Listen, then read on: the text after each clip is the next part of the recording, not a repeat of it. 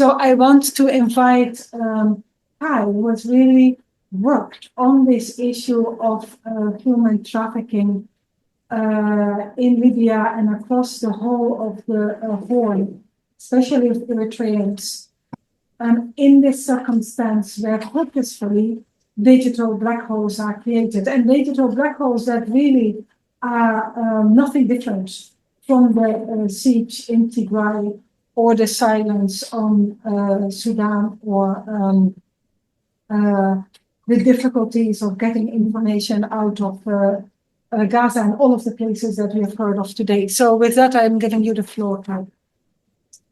Thank you very much. Thank you very much also for allowing me to speak a little bit here today. I wish we could have heard from Morgan, my colleague. We work together. I'm a PhD researcher on human trafficking, particularly focused on Eritrean refugees, but only because Eritrean refugees present a certain case, a sort of worst case scenario almost for refugees. If it happens to Eritrean refugees, which are very much universally recognized, or were at least universally recognized as refugees, then it could happen to anyone, all refugees and migrants across the world, and it does.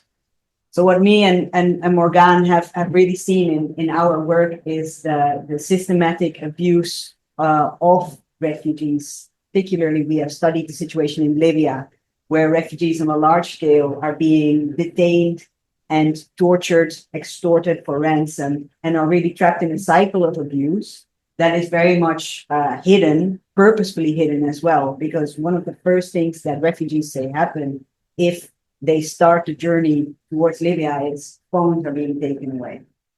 Communication is controlled. They are not able to speak their minds. They are detained in places where no one really comes, such as Bani Walid in Libya.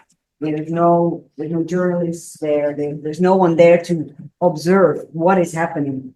And even in detention centers in Libya, people are not able to access means of communication. So it's a complete black hole situation. And with a black hole, we mean no information comes in, no information goes out either. So it is a purposefully created system that represses the voices of these refugees. And therefore, we do not know what is happening. And if we do not know what is happening, we cannot act on it. We don't have a basis from which to act. So I wanted to highlight that situation. And what worries me very much as we look at International Human Rights Day today is that even the very rights of refugees are being called into question with, for example, questions like, if the UN Refugee Agency has not determined, or a country has not determined refugee status, are refugees then entitled to rights? Yes, they are. But this is being called into question. Countries are starting to rule, for example, Egypt, that it itself should determine whether a refugee is a refugee or not.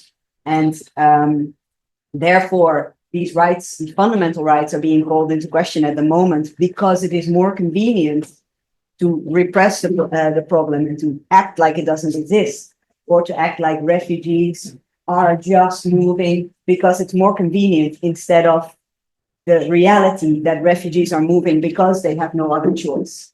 And these choices, as well as the situation that refugees find themselves in, the situation from which they flee, but also the situations which they are forced to flee into, they are completely sheltered from our eyes due to this black hole situation. And I wanted to keep it very short because I really don't have anything else to say but this core point. Thank you for allowing me the opportunity to highlight that briefly. And thanks everyone for listening. Thank you very much, Kai. That was so clear and important. And I really hope, if there's one thing that we do here today, is that we are clear and we say to each other, no one is working on this alone. And even though many of us who are speaking here today, I think sometimes just feel so alone and hopeless. We should not ever forget that we are all here to support each other